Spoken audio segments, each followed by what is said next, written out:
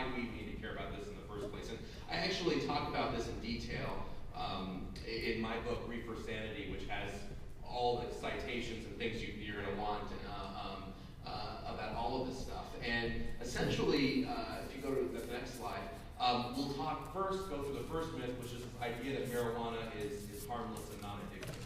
And again, I think this is where the baby boomer generation and the millennials and younger have a very, very big disconnect. Because essentially, the product and the way that it was used, during the Summer of Love or Woodstock, in the 60s, is very, very different than now. But the main component is called THC. You'll hear me refer to that a lot. That's what gets somebody high, right, is the THC.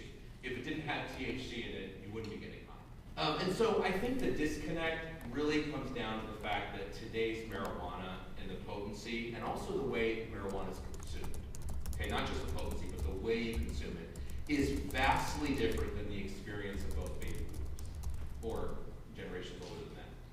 Mainly because the potency of the drug, the strength, has been modified and manipulated to be increased, much more increased than it would naturally occur. So when I hear, but marijuana's been used for 3,000 years by the Chinese, and the pharaohs had it on their hieroglyphics, let me tell you, the marijuana that the pharaohs might have used, or the ancient Chinese, in terms of the potency, it doesn't even resemble the same kind of drug that kids are encountering today. Forget about ancient Chinese and pharaohs. Even the drug that the kids' parents today use doesn't resemble the marijuana that kids are using. And essentially what we're seeing, folks, is that it's a game of Russian roulette. It doesn't mean that every single marijuana user has this outcome. But essentially what we're finding is a direct dose-response relationship. What does that mean? It means that the more you use, the more likely you are to have these outcomes.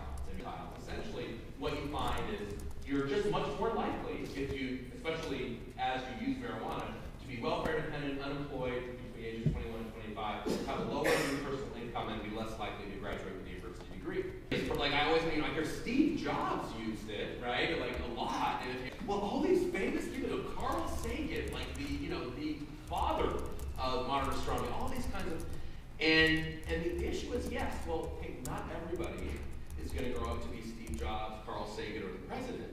And I hate to break it to some of the parents in here. I know we're sort of near school. Not every child can be a genius. I know. That's very hard to take for parents. And what I mean by that is, listen, if you have 150 IQ to start out with, and you lose some, I'm going to talk about the research showing the IQ reductions among heavy users, and you have let's say an 8-point reduction in IQ, and you're at 142. Listen, you're still in the 99.99999 percentile. Okay, you haven't lost much with those 8 points if you smoking marijuana. But not every kid is 150 on the IQ scale, and the average IQ of a classroom is 100. So if the average IQ in any room or in any classroom is 100, and you lose those 8 points, and I'm going to talk about the research that showed that in a minute, that is a big deal. That is the difference. If that happens to you, that is the difference between 1 degree, settling for an AA versus a BA or an MA. It is the difference between getting the job that you kind of have to just get right on the table versus the job that you really want.